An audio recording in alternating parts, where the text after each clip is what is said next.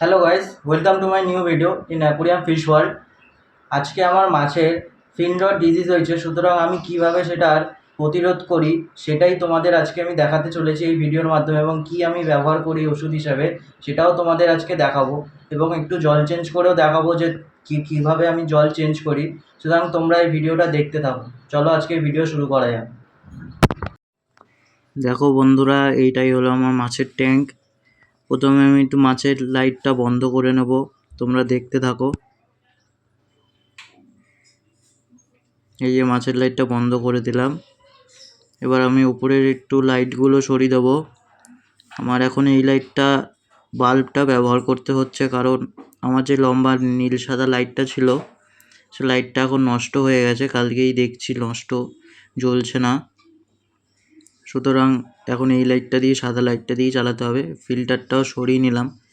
এটা আমার ঘরেই বানানো DIY ফিল্টার, তোমরা দেখে হয়তো বুঝতেই পারবে।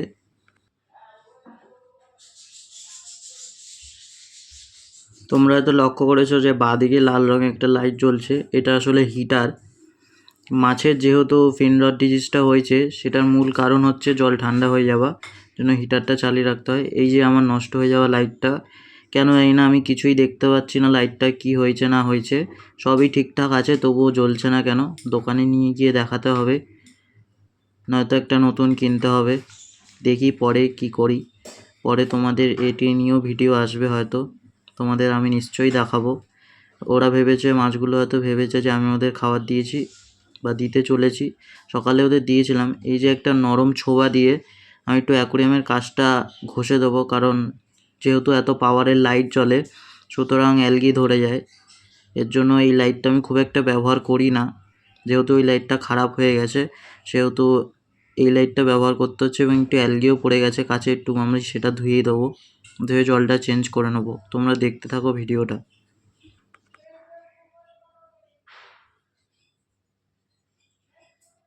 এই মাছের ফিন রট ডিজিজ হওয়ার মূল কারণ হচ্ছে জল ঠান্ডা হয়ে যাওয়া আর জলের মধ্যে বেশি নোংরা থাকা। কিন্তু আমি জানি না কেন আমার জলে কিভাবে মাছের এই ফিন রট ডিজিজটা হয়েছে। এটা আমার হবিতে প্রথমবার। আমি সাধারণত জল আমার নোংরা থাকে না, আমি সপ্তাহে 1 বা 2 বার হলেও জল চেঞ্জ করে দিই, কিন্তু কেন জানি না এটা হলো। হয়তো কোনো অন্য ব্যাকটেরিয়া বাইরে থেকে এসে হয়তো জলে পড়েছে কিছু নোংরা, হয়তো তার ফলে হতে পারে। জানি না কীভাবে এটা ঘটলো। সুতরাং আমার তো এটা এখন ওকে ট্রিটমেন্ট করতেই হবে। আসলে এটা একটা হসপিটাল ট্যাঙ্কে করাই ভালো, কিন্তু আমার কাছে যেহেতু কোনো হসপিটাল ট্যাঙ্ক নেই, সুতরাং আমি আমার মেন ট্যাঙ্কেই এইটা করব।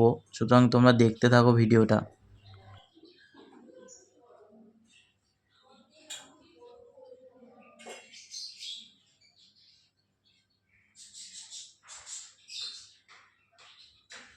দেখো আমার কাজটা ঘষাও কমপ্লিট। এবার আমি ছোবাটা একটু তুলে নেব।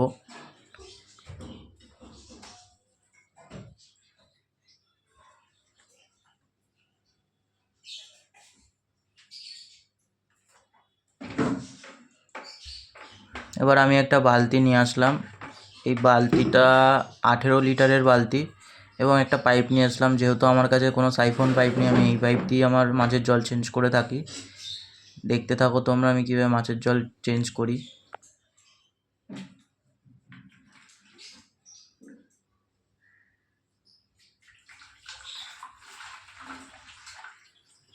আর নিচে থাকা ব্যাকটেরিয়া অর্থাৎ বা পটিগুলো কিন্তু আমি তুলে নেব এই পাইপের সাহায্যেই। তোমরা দেখতে থাকো।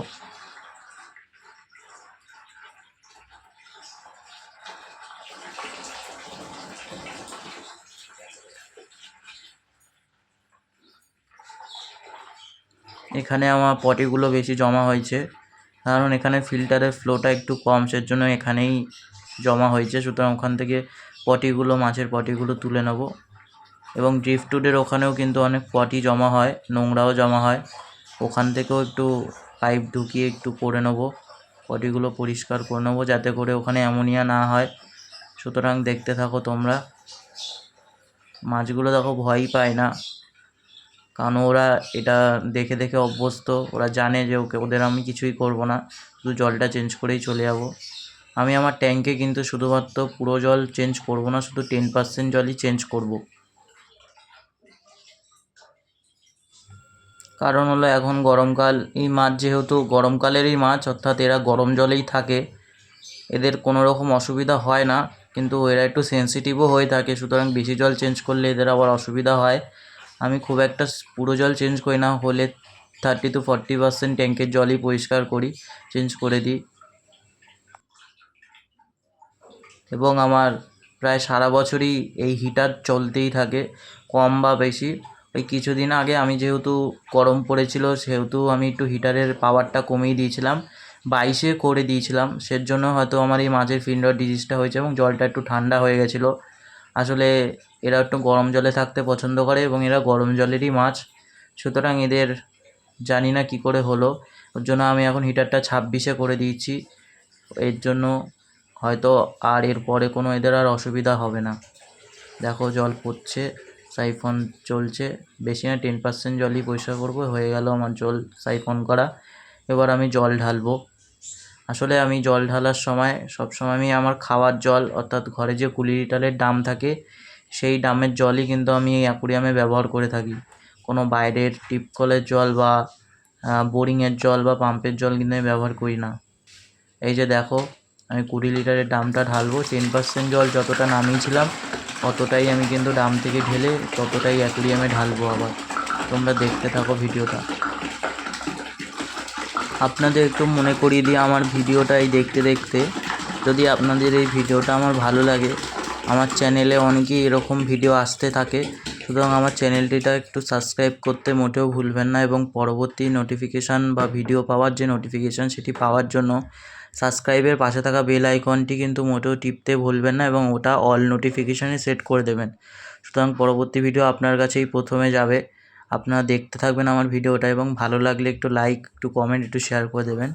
দেখুন এবার খাওয়ার জলটা যে 10% জল আমি তুলেছিলাম, আবার 10% ভরেই দেবো ড্রাম থেকে তুলে।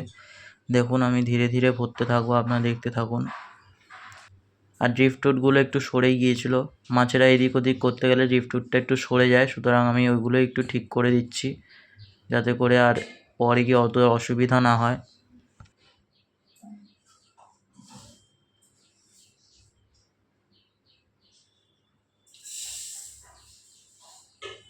এবং স্পঞ্জ ফিল্টারটার মুখটাও আমি একটু বড় করে দিয়েছি, কারণ ওখান থেকে নিচ থেকে একটু জোরে স্পঞ্জ ফিল্টারটা যাচ্ছে, ওর জন্য জলের ছিটা বাইরে আসছে এবং ওপরটা একটু নোংরাও হয়ে যাচ্ছে, সুতরাং একটু মুখটা আমি বড় করে দিয়েছি।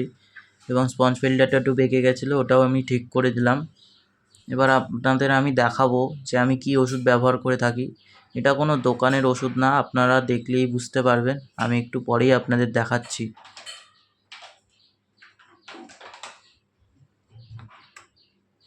এই যে সেই ওষুধ, এটা কিন্তু কোনো ব্র্যান্ডের অ্যাডভার্টাইজমেন্ট না, আর জন্য আমি আপনাদের ব্র্যান্ডটা দেখালামও না। আপনি এইটা স্ক্রিনশট তুলে যে কোনো অনলাইন স্টোর বা মার্কেটিং অ্যাপে ফেলবেন বা সার্চ করবেন, দেখবেন দেখিয়ে দেবে। এটা হচ্ছে রক সল্ট, বা এটা কিন্তু অ্যাকুরিয়াম সল্টও বলা যেতে পারে। এটা কিন্তু একেবারে জেনারেল কিওর হিসাবেই কাজ করে, কারণ আপনার যদি মাছের কোনোরূপ অসুবিধা হয়, এটা কিন্তু প্রথম স্তর অর্থাৎ ফার্স্ট স্টেজ থেকেই আপনি এটা ব্যবহার করতে পারেন। এটা যদি বৃদ্ধি পায় বা মাছের যদি কোনো রোগ বৃদ্ধি পায়, তাহলে আপনি কিন্তু এটা ব্যবহার করতে পারবেন না। আমার মাছের যেহেতু আমি প্রথমেই এটা লক্ষ্য করেছি, পাখনার মধ্যে ফিন রটটা হয়েছে, অর্থাৎ পোকার মতো থাকে আসলে। আমি আপনাদের ভিডিওর শেষে মাছটাকে দেখাবো, আপনারা ভিডিওটা দেখতে থাকুন। ওই ফিন রট ডিজিজ আমি প্রথম স্তরে অর্থাৎ ফার্স্ট স্টেজেই আমি ধরতে পেরেছি বলে এটা দিয়ে দিলাম প্রত্যেক দিন, এবং 10% করে একটু জল চেঞ্জ করে দেবো, আর টেম্পারেচারটা বাড়িয়ে রাখবো, তাহলেই মাছটা কিন্তু ঠিক হয়ে যাবে। আপনারা দেখতে থাকুন ভিডিওটা। আমি ওপরে যে ঢাকনাটা ফিল্টারটা বার করেছিলাম সেটাও আমি লাগিয়ে দিলাম, আর আমি অক্সিজেনটা এবার চালিয়ে দেবো।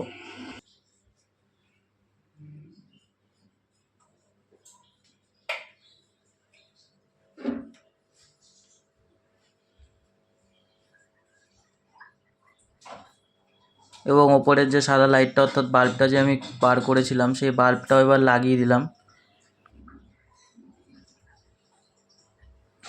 এবার আপনাদের লাইটটা আমি ধরিয়ে দেখাচ্ছি যে মাছটা কি হয়েছে না হয়েছে।